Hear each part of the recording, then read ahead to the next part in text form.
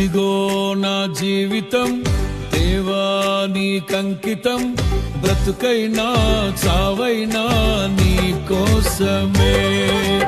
ఇదిగో నా జీవితం దేవా నీకంకితం, బ్రతుకైనా చావైనా నీ కోసమే.